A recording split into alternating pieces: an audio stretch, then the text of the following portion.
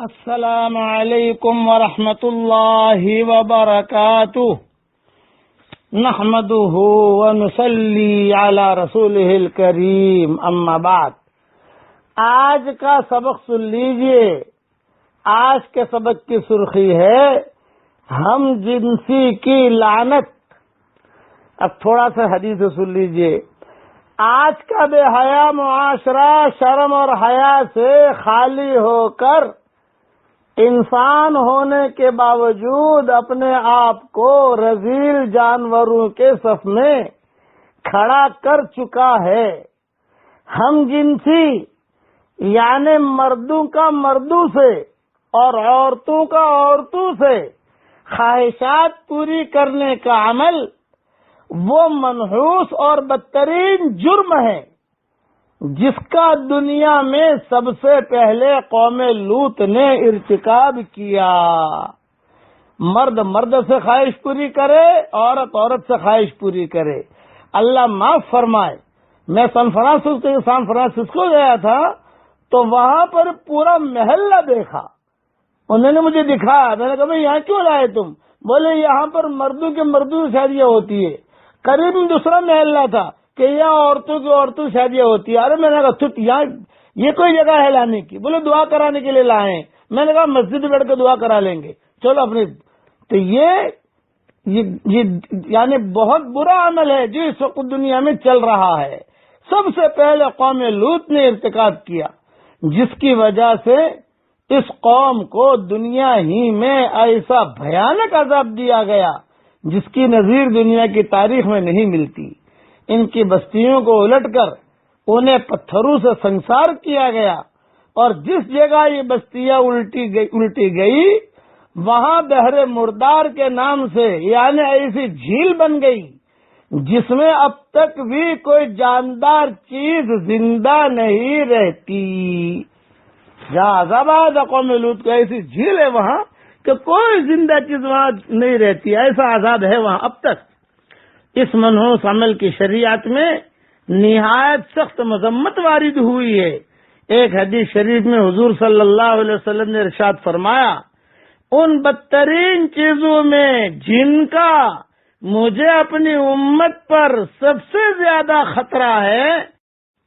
السلام علیکم ورحمۃ اللہ وبرکاتہ نحمده ونصلی علی رسولہ الکریم اما بعد۔ آج کا سبق سن لیجئے۔ آج کے سبق کی سرخی ہے زنا سے بچنے کی ایک عمدہ تدبیر۔ اب حدیث سنیے۔ حضرت ابو امامہ رضی اللہ تعالیٰ عنہ فرماتے ہیں کہ ایک نوجوان نے حضرت محمد صلی اللہ علیہ وسلم کے پاس آ کر عرض کیا کہ یا رسول اللہ صلی اللہ علیہ وسلم، کیا آپ مجھے زنا کی اجازت دے سکتے ہیں؟ اس کی یہ جسارت اور یہ ہمت دیکھ کر مجلس میں بیٹھے جو صحابہ تھے وہ سب شور مچانے لگے اور کہنے لگے بھی بیوقوف کو اٹھاؤ، اسے اٹھاؤ، اسے اٹھاؤ، یہ کیا بک رہا ہے، یہ کیا بک رہا ہے، یہ حضور صلی اللہ علیہ وسلم کے سامنے کیا باتیں کر رہا ہے؟ مگر حضرت محمد صلی اللہ علیہ وسلم نے فرمایا کہ نہیں نہیں بھائی، اسے بیٹھے رہنے دو، بیٹھ بھائی۔ لوگ اٹھا رہے تھے اور آپ نے کہا نہیں، اسے بیٹھے رہنے دو، اور کہا مجھ سے قریب کرو۔ قریب کیا۔ جب وہ قریب ہو گیا تو حضرت محمد صلی اللہ علیہ وسلم نے پوچھا کہ کیا یہ کام تم اپنی ماں کے ساتھ اچھا سمجھتے ہو؟ اس نے کہا توبہ توبہ، نہیں، میں آپ پر قربان۔ تو آپ نے فرمایا اسی طرح لوگ بھی اپنے ماں کے ساتھ اسے اچھا نہیں سمجھتے۔ پھر آپ نے پوچھا کہ اگر کوئی تمہاری بیٹی کے ساتھ ایسا کرے تو کیا تمہیں اچھا لگے گا؟ اس نے کہا توبہ توبہ، ہرگز نہیں یا رسول اللہ۔ آپ نے ارشاد فرمایا اسی طرح لوگ اپنی بیٹی کے ساتھ اسے اچھا نہیں سمجھتے۔ پھر آپ نے اس کی بہن، پھوپھی، خالہ وغیرہ کا ذکر کر کے اسی طرح سمجھایا تو اس کی سمجھ میں آ گیا، اور اس نے عرض کیا یا رسول اللہ صلی اللہ علیہ وسلم میرے لیے دعا۔ السلام علیکم ورحمۃ اللہ وبرکاتہ، نحمده ونصلی علی رسولہ الکریم، اما بعد۔ آج کا سبق رجب کے مہینے کے متعلق ہے، اسے دھیان سے سن لیجئے اور اپنی زندگی میں جیسا میں کہوں اس طریقے سے لانے کی کوشش کیجئے، اور جو غلط چیزیں ہمارے معاشرے میں چل رہی ہیں اسے چھوڑ دیجئے، اسے چھوڑنے کی کوشش کیجئے۔ پہلی بات تو یہ ہے کہ رجب کے مہینے میں 27 رجب کو معراج ہوئی، یہ عام طور سے لوگوں میں مشہور ہے کہ حضور اکرم صلی اللہ علیہ وسلم کی معراج 27 رجب میں ہوئی۔ یہ بات ذہن میں رکھیے کہ کون سے مہینے میں معراج ہوئی ہے، اس میں بہت علماء کے اختلاف ہیں۔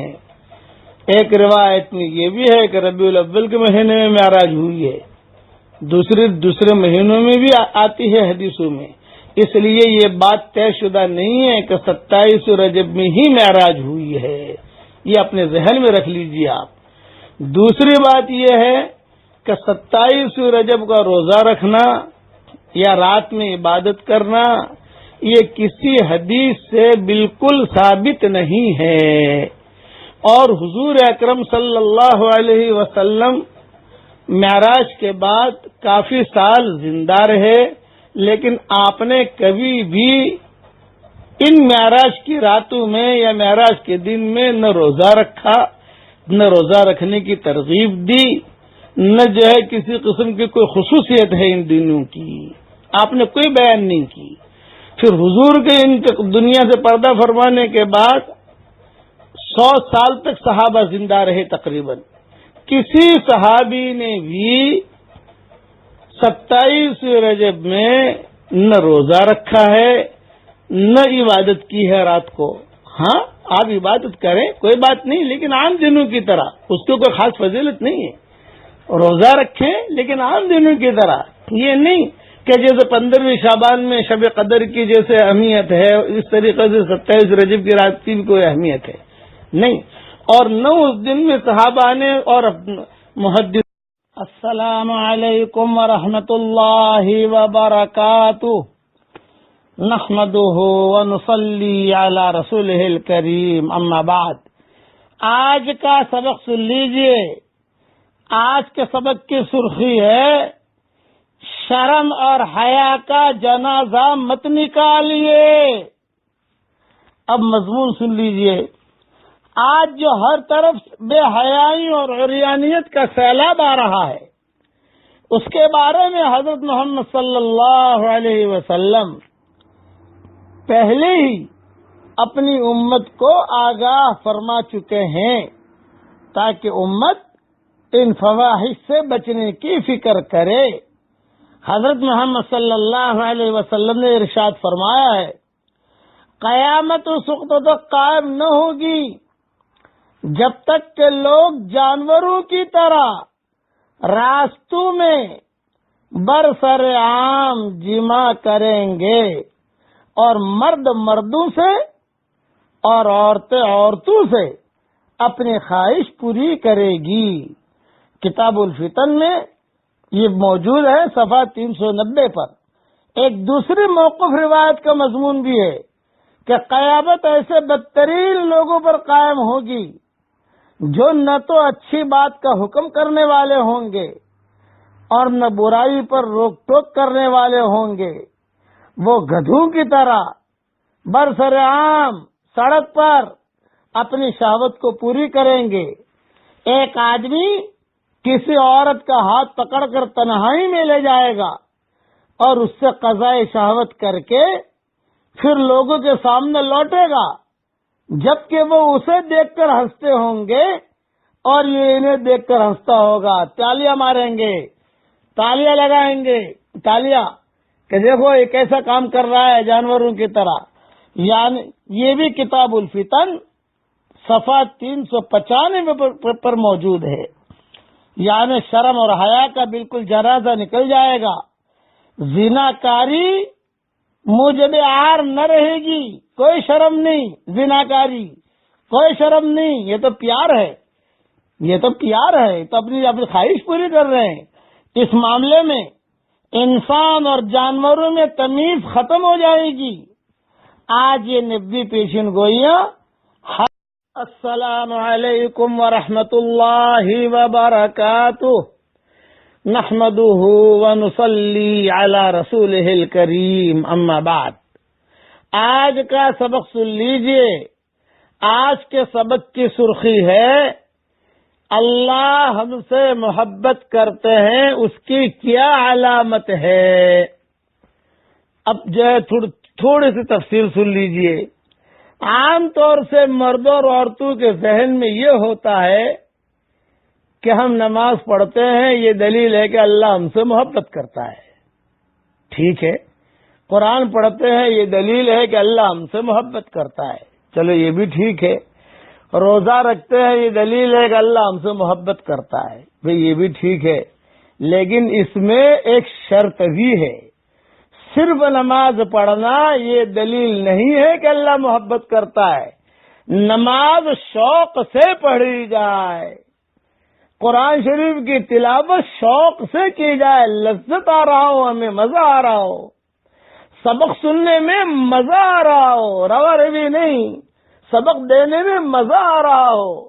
آدمی اپنی ذمہ داری کا احساس سمجھے، زکوٰۃ دینے میں اسے لطف محسوس ہو رہا ہو کہ ہاں میں نے زکوٰۃ دی، میں نے اللہ کا حکم پورا کیا. نماز کے وقت کا انتظار ہو. جیسے آدمی کو فلائٹ پکڑنی ہے، 8 بجے کی فلائٹ ہے، لاس اینجلس جانا ہے، تو آدمی پہلے سے گھڑی دیکھتا رہتا ہے.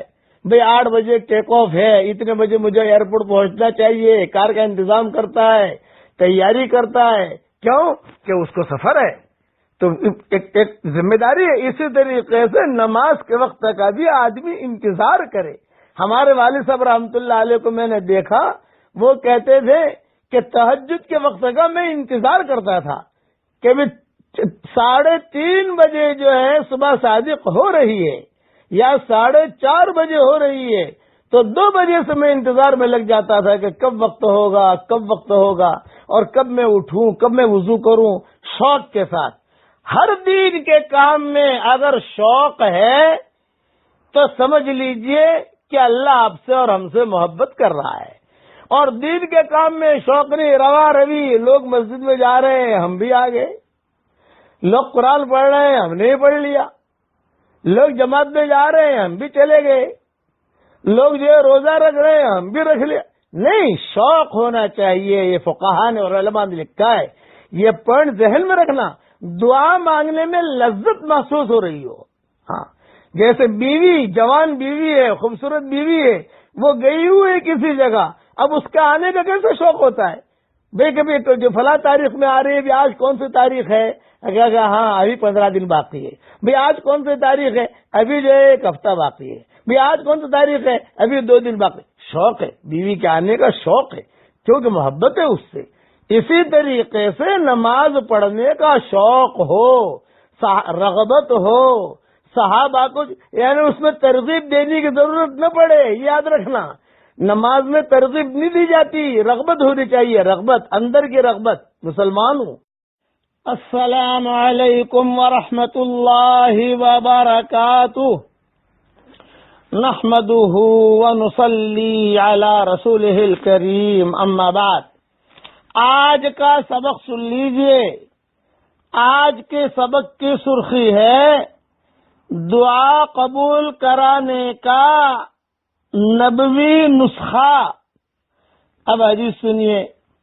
حضرت ابو امامہ رضی اللہ تعالی عنہ فرماتے ہیں کہ حضرت محمد صلی اللہ علیہ وسلم نے ارشاد فرمایا، اللہ تعالی نے ایک فرشتہ پیدا کیا ہے، اور اس کی ڈیوٹی لگائی ہے فرشتے کی کہ جو بھی بندہ یا بندی، پڑھیے میرے ساتھ، پڑھیے میرے ساتھ پڑھیے دھیان سے، 3 مرتبہ پڑھیے، یا ارحم الراحمین، یا ارحم الراحمین، یا ارحم الراحمین، 3 مرتبہ کہے تو فرشتہ آ جاتا ہے اور فرشتہ کہتا ہے قال له الملک ان ارحم الراحمین قد اقبل علیک فصل۔ اس کا ترجمہ ہے، فرشتہ کہتا ہے کہ تو نے 3 مرتبہ ارحم الراحمین کو پکارا، اب ارحم الراحمین تیری طرف متوجہ ہو گیا ہے، مانگ تجھے جو مانگنا ہو مانگ لے، دعا قبول ہوگی۔ یہ حدیث الاذکار، امام نووی کی کتاب ہے الاذکار، اس کے اندر یہ حدیث موجود ہے، صفحہ نمبر 636 پر یہ حدیث موجود ہے۔ خلاصہ کلام یہ کہ یا ارحم الراحمین، یا ارحم الراحمین، یا ارحم الراحمین، 3 مرتبہ مانگنے کے بعد فرشتہ خود آ جاتا ہے۔ میں نے کہا اب فرشتہ آ گیا، فرشتہ کہہ رہا ہے مانگ، کیا مانگتا ہے؟ میں اللہ تعالیٰ سے دعا مانگتا ہوں، خاص طور سے مسلمان عورتوں کے لیے دعا مانگ رہا ہوں۔ اے اللہ مسلمان بہو بیٹیوں کو قانتات بنا دے، اے اللہ مسلمان بہو بیٹیوں کو عابدات بنا دے، اے اللہ مسلمان بہو بیٹیوں کو صائمات بنا دے، اے اللہ مسلمان بہو بیٹیوں کو سائحات بنا دے، اے اللہ مسلمان بہو بیٹیوں کو صادقات بنا دے، اے اللہ مسلمان بہو بیٹیوں کو مسلمات بنا دے، اے اللہ مسلمان بہو بیٹیوں کو مؤمنات بنا دے، اے اللہ مسلمان بہو بیٹیوں کو راضیات بنا دے، اے اللہ مسلمان بہو بیٹیوں کو مرضیات بنا دے، اے اللہ مسلمان بہو بیٹیوں کو مطیعات بنا دے، اے اللہ مسلمان بہو بیٹیوں کو طائعات بنا دے، اے اللہ مسلمان بہو بیٹیوں کو تائبات بنا دے، اے اللہ مسلمان بہو بیٹیوں کی جو پریشانیاں ہو ان کی پریشانیوں کو دور فرما۔ یہ تیری کمزور مخلوق ہے، یہ بچیاں کسی کے گھر میں پلتی ہیں اور پھر تیرے حکم سے یہ بڑی ہوتی ہیں اور پھر ان کے جو ہے نکاح کر دیے جاتے ہیں، کبھی انہیں اچھے شوہر ملتے ہیں، اچھی ساسیں ملتی ہیں، کبھی اچھا خسر ملتا ہے، اچھا گھرانہ ملتا ہے، خوشحالی والی زندگی یہ گزارتی ہیں، اور کبھی ان کو ایڑا ٹیڑا کوئی خاندان مل گیا، یہ بیچاریاں پریشان ہوتی ہیں، دل میں کڑتی رہتی ہیں۔ اے اللہ انہیں بہترین رشتے عطا فرما، اے اللہ جن کے رشتے ہو چکے اس میں آپس میں محبتیں پیدا فرما، اے اللہ انہیں نیک صالح اولاد عطا فرما، اور اے اللہ جو دعائیں سلف صالحات نے مانگی ہے یہ ان کے لیے تو قبول فرما، اور مریمی صفات ان کے اندر تو پیدا فرما، اور شیطانی چکروں سے ان تیرے بندیوں کی تو پوری حفاظت فرما۔ اے اللہ جن کو حلال بستروں کی ضرورت ہو ان کے لیے حلال بستروں کا انتظام فرما، حرام بستروں سے ان مسلمان بہو بیٹیوں کی پوری حفاظت فرما۔ اے اللہ یہ تیری بندیاں ہیں، یہ تیرے نبی کی بہنیں ہیں، ان تیری نبی کی بہنوں کی عزت کو اور بڑھا دے عافیت کے ساتھ، اور اے اللہ یہی دعا مردوں کے لیے بھی قبول فرما۔ تیرے نبی نے کہا ہے کہ یا ارحم الراحمین، یا ارحم الراحمین، یا ارحم الراحمین کے بعد آپ دعا قبول کرتے ہیں، اس لیے پہلے میں نے تیرے بندیوں کے لیے دعا مانگی، بعد میں یہی دعائیں تو مسلمان مردوں کے لیے بھی قبول فرما۔ آمین آمین۔ السلام علیکم ورحمۃ اللہ وبرکاتہ، وآخر دعوانا ان الحمدللہ۔ السلام علیکم ورحمۃ اللہ وبرکاتہ، نحمده ونصلي على رسوله الكريم، اما بعد۔ آج کا سبق سن لیجئے. آج کے سبق کی سرخی ہے مسلمانوں کے عیبوں پر پردہ ڈالیے. اب تھوڑی سی تفصیل سنیے. آج کل واٹس ایپ کی دنیا ہے. کسی کا کوئی عیب دیکھا تو برابر اس کے عیب کو لوگ اچھالتے ہیں. کسی لڑکی سے کچھ غلطی ہوئی اسے اچھالتے ہیں. کسی مرد سے کوئی چوک ہو گئی اسے اچھالتے ہیں. یہ ہماری شریعت میں ہرگز ہرگز ہرگز جائز نہیں. قرآن شریف میں اللہ تعالیٰ فرماتے ہیں ان الذین یحبون ان تشیع الفاحشۃ فی الذین آمنوا لهم عذاب علیم فی الدنیا والآخرہ واللہ یعلم وانتم لا تعلمون. جو لوگ برائیوں کو، فاحشہ چیزوں کو مومنین کے اندر پھیلاتے ہیں تو ان کے لیے دنیا میں بھی عذاب ہے، مرنے کے بعد بھی عذاب ہے. اللہ جانتے ہیں، تم نہیں جانتے. اس لیے کسی مسلمان بھائی کے کوئی عیب کو واٹس ایپ پر شیئر کرنا یہ ہرگز جائز نہیں. اگر کسی کا عیب سامنے آ جائے تو اس کے بارے میں تعویل کرو کہ بھئی یہ نہیں یوں ہوگا، بھئی یوں ہوگا، بھئی یوں ہوگا. اس کے عیب پر پردہ ڈالو. اور مجھے ذرا آپ دل سے دل پر ہاتھ رکھ کر پوچھیں، کسی کے عیب کے بارے میں کوئی بات آتی ہے سامنے؟ کبھی تنہائی میں ہم نے ان کے لیے دعا کی؟ کبھی ان کے لیے جو ہے اللہ سے معافی مانگی کہ اللہ فلاں میرا ساتھی ہے، اس سے چوک ہو گئی ہے، اے اللہ تو اسے معاف کر دے. فلاں لڑکی ہے، اس سے چوک ہو گئی ہے، تو اسے معاف کر دے. یہ تو اللہ کا شکر ہے کہ ہمارے عیبوں پر اللہ نے پردہ ڈال رکھا ہے. اس کا عیب سامنے آ گیا، ہمارے عیب پر اللہ نے پردہ ڈال رکھا ہے، اور ہم حالانکہ اس سے بھی زیادہ خراب ہیں. اس کے لیے کوئی گنجائش نہیں ہے کسی کے بارے میں کوئی بری چیزیں شیئر کرنا. ہرگز شیئر مت کیجیے. اور ایک حدیث کہتے ہوئے ڈر لگتی ہے، ڈر میں بہت ڈرتے ڈرتے حدیث کہہ رہا ہوں، ڈرتے ڈرتے. اس لیے میرے ساتھ معاملات ہوتے ہیں، اجتماعات میں جاتا ہوں، لوگ آ کر پوچھتے ہیں یہ کیا ہے، کیا. میں نے کہا مہربانی کر کے یہ بات میرے سامنے نہ کریں، آپ اللہ رسول کی بات کریں جو کرنا ہے وہ. لیکن کوئی بات نہیں. مسجد نبوی میں ایک جگہ بیٹھتا تھا، لوگوں کو بھیڑ آنے شروع ہو گئے تو میں نے جگہ بدل دی.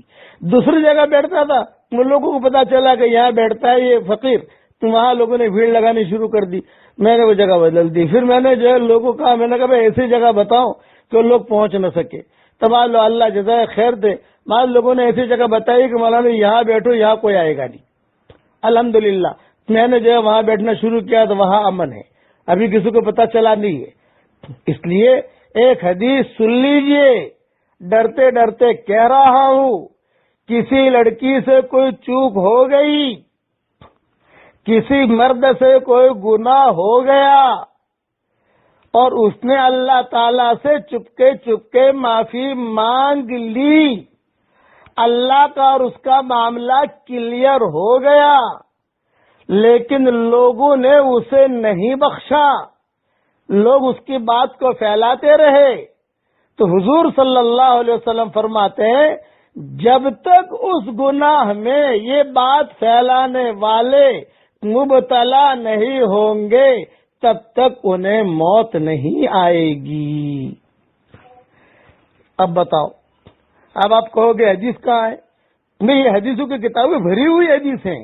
ہاں، کتابوں میں چھپی ہوئی ہے، یہ حدیثیں چھپی ہوئی نہیں ہے، یہ حدیثیں چھپی ہوئی ہیں. مسند احمد میں دیکھ لو، کنز العمال میں دیکھ لو، اور بہقی کے شعب الایمان میں دیکھ لو، سب جگہ آپ کو یہ حدیثیں ملیں گی کہ جب تک وہ اس گناہ میں مبتلا نہیں ہوگا تب تک اسے موت نہیں آئے گی. یہ ذہن میں رکھنا. اس لیے کسی کی بات کو پھیلانے کی کوئی گنجائش نہیں. کوئی ہے اللہ اسے معاف کرے، بس ختم ہو گئی بات، اپنا کام کرو. اللہ تعالی ہم سب کو صحیح چلنے کی توفیق عطا فرمائے. غلطی کس سے نہیں ہوتی کہ بتائیے؟ غلطی مجھ سے نہیں ہوتی، مجھ سے بھی ہوتی ہے، یہ غلطی آپ سے بھی ہوتی ہے، بس ہمارے عیبوں اور پردہ ہے، اس کا عیب بیچارے کا کھل گیا. اس لیے لوگوں کے عیبوں پر پردہ ڈالیے، حشر کے میدان میں اللہ ہمارے عیبوں پر پردہ ڈالے گا۔ اللہ تعالیٰ ان باتوں پر عمل کرنے کی توفیق عطا فرمائے۔ اب پڑھ لیجئے، چونکہ گناہ بہت ہو گئے ہیں، معاف کروا لیجئے اللہ سے۔ پڑھیے میرے ساتھ، اللہم مغفرتک اوسع من ذنوبی ورحمتک ارجع عندی من عملی۔ اللہم مغفرتک اوسع من ذنوبی ورحمتک ارجع عندی من عملی۔ اللہم مغفرتک اوسع من ذنوبی ورحمتک ارجع عندی من عملی۔ ایک صحابی کو حضور صلی اللہ علیہ وسلم نے 3 مرتبہ پڑھایا تھا اور کہا تھا قم قد غفر اللہ لک، کھڑا ہو جا، اللہ نے تیرے سارے گناہ معاف کر دیے۔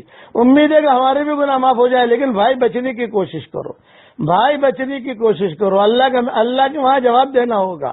یہ 2 سال میں تو اتنی غیبتیں ہو گئی ہیں کہ شاید پوری صدی میں نہیں ہوئی ہوگی، اس لیے اپنے آپ کو بچاؤ غیبتوں سے بھائی۔ السلام علیکم ورحمۃ اللہ وبرکاتہ۔ السلام علیکم ورحمۃ اللہ وبرکاتہ۔ نحمده ونصلي على رسوله الكريم، اما بعد۔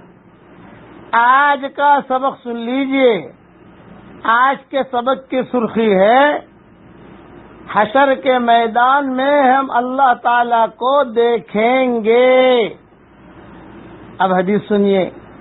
حضرت ابو سعید خدری رضی اللہ تعالیٰ عنہ سے روایت ہے کہ ایک دن کچھ لوگوں نے کہا یا رسول اللہ صلی اللہ علیہ وسلم، کیا قیامت کے دن ہم اپنے پروردگار کو دیکھ سکیں گے؟ آپ صلی اللہ علیہ وسلم نے ارشاد فرمایا ہاں ہاں دیکھو گے۔ اب لوگوں کو اشکال یہ تھا کہ دنیا میں کسی بڑے آدمی کو دیکھنا ہو تو بہت بھیڑ بھڑک کا، کسی بھی بڑے صاحب سے ملاقات کرنی ہے، اجتماع ہے، سب سے بڑا اجتماع قیامت کے میدان میں ہوگا۔ اب اجتماع کے اندر جو ہے کسی صاحب سے ملنا ہے، مصافحہ کرنا ہے، دیکھنا ہے تو بہت مشکل ہوتا ہے۔ اس اعتبار سے صحابہ نے یہ سوال کیا کہ قیامت کے میدان میں تو سب سے بڑا اجتماع قیامت کے میدان میں ہوگا، تو اللہ کو کیسے دیکھیں گے؟ تو حضور صلی اللہ علیہ وسلم نے فرمایا ہاں ہاں اللہ کو دیکھو گے۔ پھر آپ نے اللہ کے دیکھنے کے ثبوت کو واضح کرنے کے لیے لوگوں سے سوال کیا، کیا تم لوگ دوپہر کے وقت جب کہ آسمان پر بادل کا کوئی ٹکڑا بھی نہ ہو، سورج کو دیکھنے میں کوئی رکاوٹ اور تکلیف محسوس کرتے ہو؟ اور پھر دوسرا سوال کیا، کیا تم لوگ صاف شفاف 14ویں رات میں جبکہ آسمان پر بادل کا ایک ٹکڑا بھی نہ ہو، چاند کو دیکھنے میں کوئی رکاوٹ تکلیف محسوس کرتے ہو؟ لوگوں نے عرض کیا پیارے نبی جی ہرگز نہیں، یا رسول اللہ ہرگز نہیں۔ تو آپ صلی اللہ علیہ وسلم نے ارشاد فرمایا پھر تو قیامت کے دن تم اللہ تعالیٰ کو دیکھنے میں بھی کوئی رکاوٹ اور تکلیف محسوس نہیں کرو گے۔ ہاں ترونہ کما ترون القمر فی لیلۃ البدر، اللہ کو ایسا دیکھو گے جیسے 14ویں رات کے چاند کو دیکھتے ہو، کوئی تکلیف محسوس نہیں کرو گے، مگر جیسی تم ان دونوں یعنی سورج اور چاند میں سے کسی کو دیکھنے میں کوئی رکاوٹ اور تکلیف محسوس کرتے ہو، جب ان کو دیکھنے میں کوئی تکلیف محسوس نہیں ہوتی تو اللہ کو دیکھنے میں بھی کوئی تکلیف محسوس نہیں ہوگی۔ میں دعا کرتا ہوں کہ اللہ تعالیٰ، اے اللہ تو نے ہمیں مکہ مدینہ دکھایا، اے اللہ تیرا چہرہ بھی دکھا دے اور تیرے نبی کا چہرہ بھی دکھا دے۔ مدینہ منورہ سے سبق ریکارڈ کرا رہا ہوں۔ اے اللہ، میں دعا کرتا ہوں کہ جس طریقے سے آپ نے ہماری پیشانیوں کی حفاظت کی ہے، اس طریقے پر ہمارے بدن کے ایک ایک حصے کی حفاظت فرما دے کہ پیشانیوں نے تیرے علاوہ کسی کے سامنے ماتھا نہیں ٹیکا۔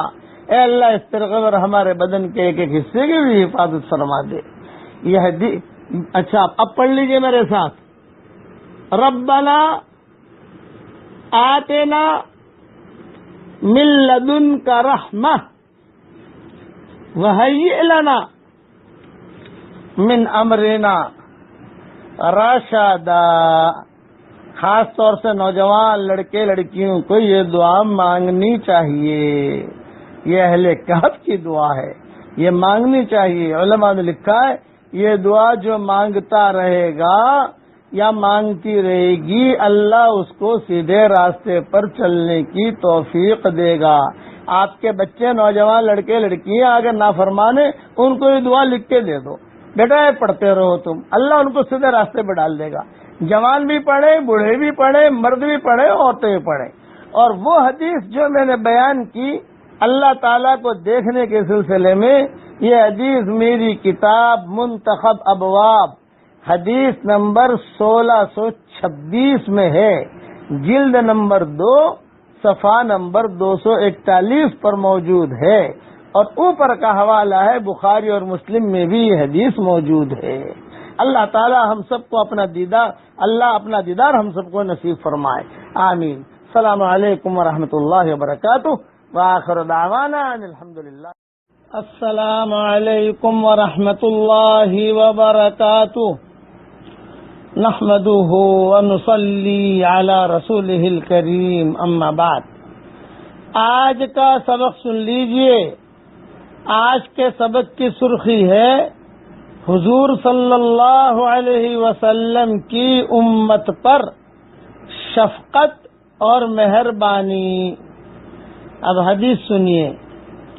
حضرت عبداللہ ابن عمرو ابن عاص رضی اللہ تعالیٰ عنہما سے روایت ہے کہ ایک دن حضرت محمد صلی اللہ علیہ وسلم نے حضرت ابراہیم علیہ السلام کے بارے میں یہ بتانے کے لیے کہ وہ قیامت کے دن اپنی امت کے متعلق بارگاہ خداوندی میں کیا عرض کریں گے، حضور صلی اللہ علیہ وسلم نے یہ آیت پڑھی، رب انہن اضللن کثیرا من الناس فمن تبعنی فإنہ منی ومن عصانی فإنک غفور رحیم۔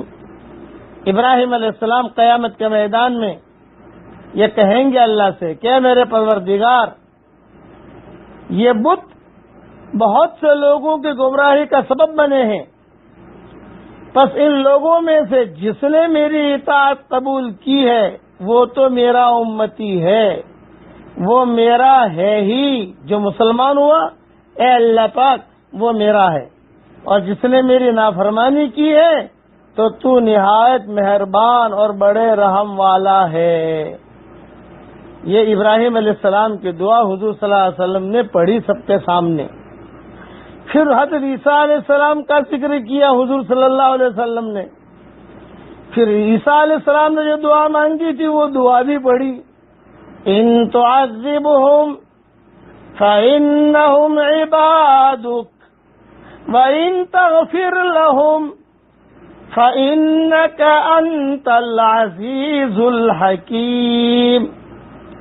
اے میرے پیارے اللہ، اگر تو ان کو عذاب میں مبتلا کرے گا میری امت کو تو تیرے ہی بندے ہیں، اور اگر تو ان کو بخش دے گا تو بے شک تو غالب اور حکمت والا ہے۔ اس کے بعد حضور صلی اللہ علیہ وسلم نے اپنے دونوں ہاتھ اٹھائے اور دعا کی کہ پروردگار میری امت کو بخش دیجئے، میری امت پر رحم فرمائیے۔ یہ میرے اور آپ کے لیے دعا کی ہے حضور صلی اللہ علیہ وسلم نے۔ میری امت کو بخش دیجئے، میری امت پر رحم فرمائیے، اور دعا کرتے ہوئے حضرت محمد صلی اللہ علیہ وسلم رونے لگے۔ فوراً اللہ تعالی نے حضرت جبریل علیہ السلام کو حکم دیا کہ محمد صلی اللہ علیہ وسلم کے پاس جاؤ، اور تمہارا پروردگار خوب جانتا ہے، اللہ کو دریافت کرنے کی ضرورت نہیں ہے، مگر محمد صلی اللہ علیہ وسلم کی دل جوئی کے خاطر ان سے پوچھو اے جبریل کہ پیارے نبی جی آپ کیوں رو رہے ہیں؟ یہ حکم سنتے ہی حضرت جبریل حضرت محمد صلی اللہ علیہ وسلم کے پاس آئے اور آپ سے رونے کا سبب پوچھا، تو حضور صلی اللہ علیہ وسلم نے ان کو رونے کا سبب بتایا کہ مجھے میری امت کا فکر ہے، میری امت پر مجھے شفقت ہے۔ پھر حضرت جبریل علیہ السلام بارگاہ کبریائی میں اللہ کے یہاں واپس گئے اور صورتحال عرض کی کہ اللہ پاک اپنی امت کے بارے میں، غم کے بارے میں رو رہے تھے کہ میری امت کا کیا ہوگا۔ تو اللہ تعالیٰ نے ارشاد فرمایا، جبریل جاؤ حضور کے پاس اور کہو کہ جب وقت آئے گا ہم یقیناً آپ کو آپ کی امت کے بارے میں راضی اور خوش کر دیں گے، اور آپ کو ہرگز غمگین نہیں کریں گے۔ سبحان اللہ۔ اللہ کا جواب پھر سے سن لو کہ یقیناً پیارے نبی جی آپ کو آپ کی امت کے بارے میں راضی اور خوش کر دیں گے، اور آپ کو ہرگز رنجیدہ اور غمگین نہیں کریں گے۔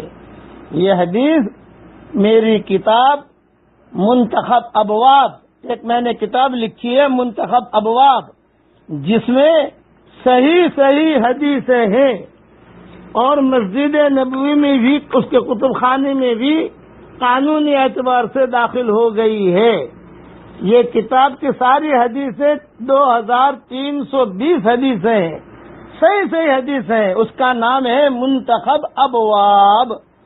تو یہ حدیث نمبر ہے 1625، جلد 2 صفحہ 240 پر یہ حدیث موجود ہے، اور اوپر کی کتابوں کا حوالہ ہے، مسلم شریف میں بھی یہ حدیث موجود ہے۔ یہ کتاب خرید لی جائے اور اس کو پڑھا جائے۔ 2320 کے قریب حدیثیں ہیں، 2 جلدیں ہیں، منتخب ابواب اس کا نام ہے، اردو میں ہے، عربی متن اس میں نہیں لکھا گیا ہے، لیکن ساری صحیح حدیثیں ہیں، اس کے اندر یہ حدیث موجود ہے، وہاں دیکھ لی جائے۔ اللہ کا شکر ہے کہ اللہ تعالیٰ نے حضور صلی اللہ علیہ وسلم کوئی اللہ کہیں گے کہ پیارے نبی جی آپ فکر نہ کرے، آپ کی امت کے بارے میں آپ کو میں خوش کر دوں گا۔ یہ بہت بڑی ہماری سعادت مندی ہے۔ آج درود شریف پڑھ لیجئے میرے ساتھ، یا رب صلی وسلم دائما ابدا علی حبیبک خیر الخلق کلہم۔ اللہ تعالی ہمیں حضور کی شفاعت سے محروم نہ فرمائے، آمین۔ السلام علیکم ورحمۃ اللہ وبرکاتہ، وآخر دعوانا ان الحمدللہ۔ السلام علیکم ورحمۃ اللہ وبرکاتہ، نحمده ونصلی علی رسولہ الکریم، اما بعد۔ آج کا سبق سن لیجئے۔ آج کے سبق کی سرخی ہے، اللہ کے لیے سجدہ کیجئے، قیامت کے دن بھی سجدہ کی توفیق ہوگی، ورنہ نہیں ہوگی۔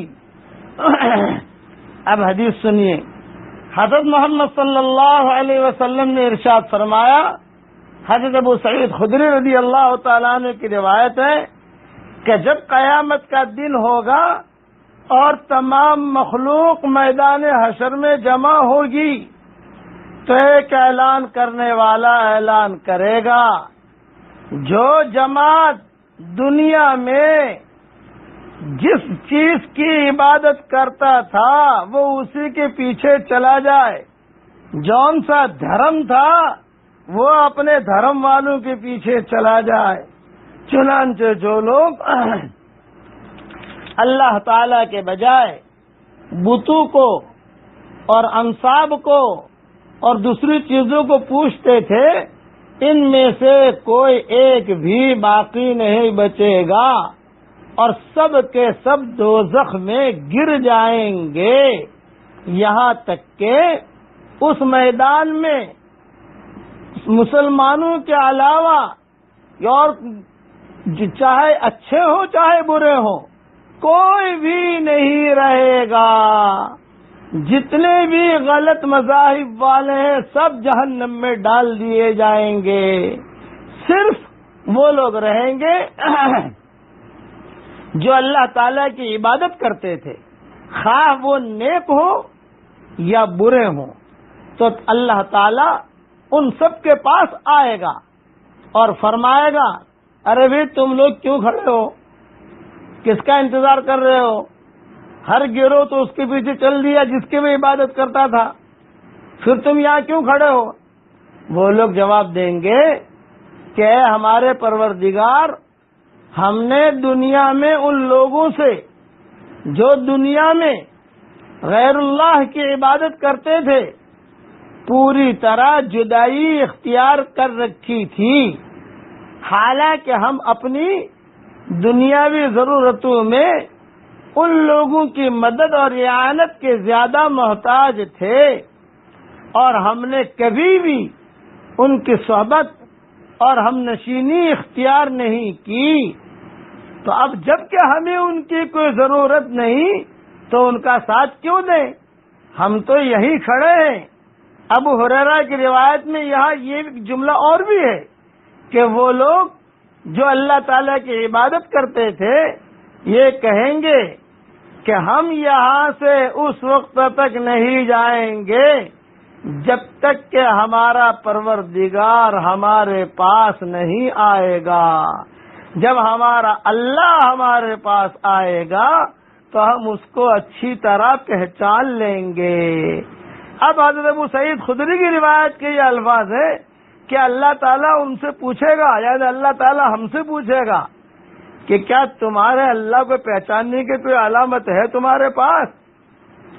کیا تم کہتے ہو کہ اللہ آئے گا؟ اللہ خود بات کر رہے ہیں اور اللہ تعالیٰ کہہ رہے ہیں کہ تم جانتے ہو کہ تمہارا اللہ کیسا ہے، تم اللہ کو کیسے پہچانو گے؟ تو ہم کہیں گے ہاں ہمیں معلوم ہے۔ پھر پنڈلی کھولی جائے گی۔ اب پنڈلی کھولی جائے گی اس کی بڑی تفصیل ہے بھائی، اس کی تفصیل میں بھی نہیں کر سکتا، لیکن مختصر خالی اتنا سمجھا دیتا ہوں، یعنی عظیم نور ظاہر ہوگا، زبردست نور حشر کا میدان وہ ہو، نور ہی نور۔ اللہ تعالی کہیں گے جس نے میرے لیے دنیا میں سجدہ کیا ہے سجدہ کرو۔ تو جو متقی اور نیک مرد عورتیں ہوں گی اسی وقت سجدے میں گر جائیں گے۔ نیک لوگ اللہ کے لیے سجدہ کرتے تھے، اس لیے دنیا میں اللہ کے لیے سجدہ کیجئے، اللہ کے لیے نماز پڑھیے، کوئی دکھاوا نہیں۔ اللہ تعالیٰ اس وقت کہیں گے حشر کے میدان میں، میرے لیے جس نے سجدہ کیا یہاں بھی سجدہ کرو۔ تو انشاءاللہ ہم سب دھڑا دھڑ اللہ کے سامنے سجدے میں گر جائیں گے۔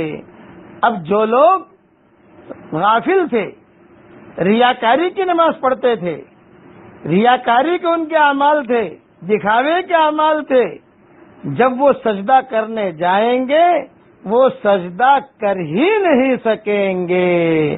اللہ تعالیٰ ان کی کمر کو ایک تختہ بنا دے گا، یعنی ان کی پیٹھ اور کمر کی ہڈیوں کے جوڑ بالکل ختم کر دیے جائیں گے اور ان کی پوری پیٹھ ایک تختہ بن جائے گی تاکہ وہ جھک نہ سکیں اور سجدہ نہ کر سکیں۔ چنانچہ وہ سجدہ میں جانے کے لیے جھکے گا تو چت گر پڑے گا۔ خلاصہ کلام یہ، اللہ کو دیکھیں گے، اللہ ہمارے پاس آئیں گے اور نور ظاہر ہوگا، اللہ تعالیٰ سجدہ کرنے کا کہیں گے، مخلصین تو دھڑا دھڑ سجدہ کریں گے، اور جو گڑبڑ لوگ ہوں گے ان کی پیٹھ ایک تختہ بن جائے گی، وہ سجدہ نہیں کر سکیں گے اور دھڑا دھڑ گر جائیں گے۔